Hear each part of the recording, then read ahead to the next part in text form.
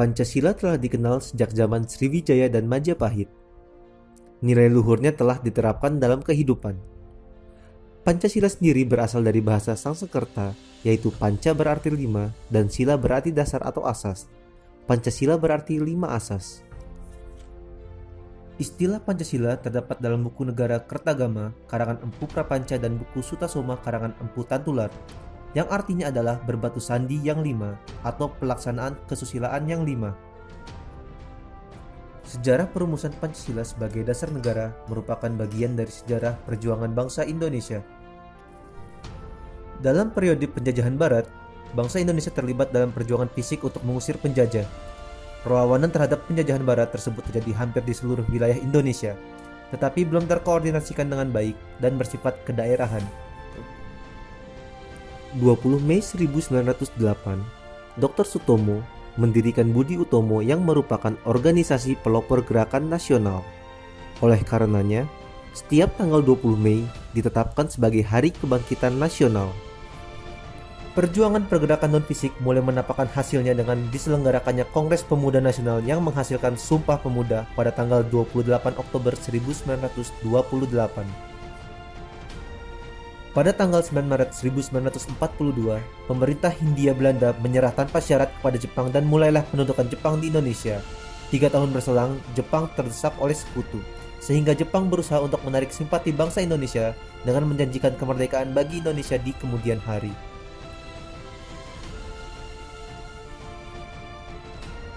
Tanggal 29 April 1945, Jepang membentuk BPUPKI atau Dokuritsu Junbi Chosakai yang diketuai Dr. KRT Rajiman Wedio Diningrat dan beranggotakan 76 orang, termasuk 7 orang Jepang sebagai anggota istimewa. BPUPKI melakukan sidang pertama selama 3 hari dari tanggal 29 Mei 1945 hingga 1 Juni 1945. Pada sidang itu, Mr. Muhammad Yamin, Profesor R. Supomo, dan Insinyur Soekarno secara berurutan mengemukakan pandangannya tentang 5 asas dasar negara Indonesia. Tanggal 1 Juni 1945, Insinyur Soekarno mengusulkan dasar tersebut diberi nama Pancasila. Usulan tersebut diterima dalam sidang BPUPKI pada tanggal 1 Juni 1945. Tahukah kamu? Berdasar Kepres nomor 24 tahun 2016 tentang Hari Lahir Pancasila, menyatakan bahwa tanggal 1 Juni 1945 ditetapkan sebagai Hari Lahir Pancasila. Insinyur Soekarno juga mengusulkan konsep Trisila dan Ekasila yang merupakan intisari dari Pancasila. Trisila terdiri dari sosio-nasionalisme, sosio-demokrasi, dan ketuhanan, sedangkan Ekasila berupa gotong royong. Tindak lanjut dari sidang BPUPKI adalah dibentuk tim 9 yang menghasilkan Piagam Jakarta pada 22 Juni 1945.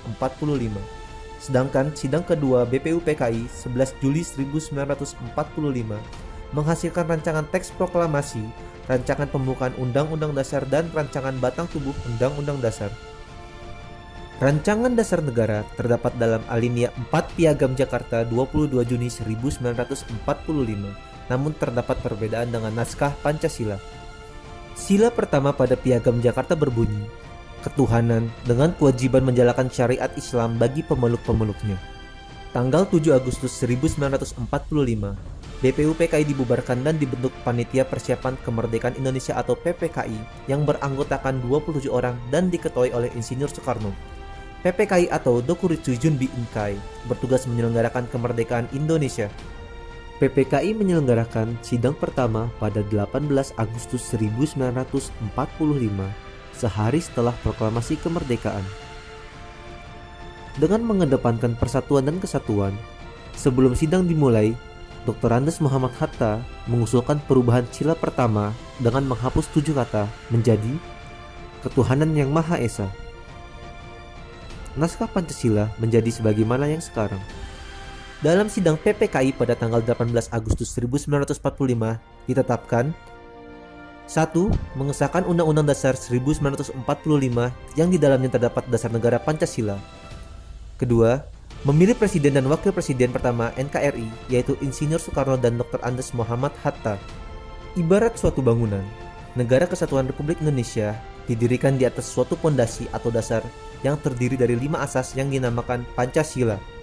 Sebagai paham filosofis, Pancasila memiliki 2 pengertian, yaitu Pancasila sebagai pandangan hidup dan Pancasila sebagai dasar negara.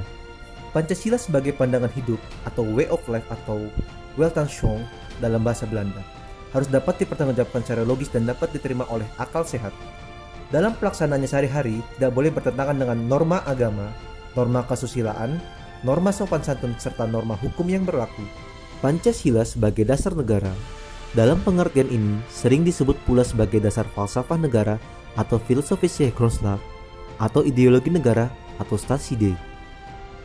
Dalam hal ini, Pancasila digunakan sebagai dasar untuk mengatur penyelenggaraan negara atau mengatur pemerintahan negara. Kedudukan hukum Pancasila selain sebagai dasar negara juga sebagai sumber dari segala sumber hukum negara, sebagaimana tercantum dalam Undang-Undang Nomor 12 Tahun 2011.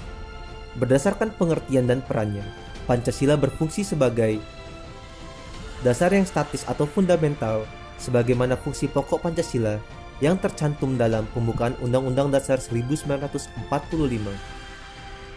Tuntunan yang dinamis sebagai cita-cita dan tujuan bangsa Indonesia. Ikatan yang dapat mempersatukan bangsa Indonesia, menjamin hak hidup secara layak bagi semua warga negara dan semua golongan tanpa ada perbedaan. Selain itu, Pancasila memiliki 3 fungsi. 1. Fungsi yuridis ketatanegaraan yang merupakan fungsi pokok atau fungsi utama dari Pancasila sebagai dasar negara. 2. Fungsi sosiologis, yaitu apabila dilihat sebagai pengatur hidup kemasyarakatan pada umumnya. 3. Fungsi etis dan filosofis, yaitu apabila fungsinya sebagai pengatur tingkah laku pribadi. Dalam hal ini, Pancasila berfungsi sebagai philosophical way of thinking atau philosophical system. Pancasila sebagai dasar negara mengandung pokok pikiran yang di dalamnya tersimpul ajaran Pancasila, sehingga mempunyai hubungan kausal dan organis dengan pasal-pasal Undang-Undang Dasar 1945. 4 pokok pikiran yang merupakan suasana kebatinan dari Undang-Undang Dasar 1945 tersebut terdiri dari: pertama, negara melindungi segenap bangsa Indonesia dengan berdasarkan persatuan dalam sila ketiga. Yang kedua, negara Indonesia mewujudkan keadilan sosial bagi seluruh rakyat Indonesia dalam sila kelima. Ketiga, negara berkedaulatan rakyat berdasarkan atas kerakyatan dan permusyawaratan atau perwakilan dalam sila keempat. Yang keempat, negara berdasarkan ketuhanan yang Maha Esa menurut dasar kemanusiaan yang adil dan beradab, yaitu sila ke-1 dan kedua. Singkatnya, Pancasila memiliki 2 pengertian, 3 fungsi, dan 4 pokok pikiran serta 5 sila.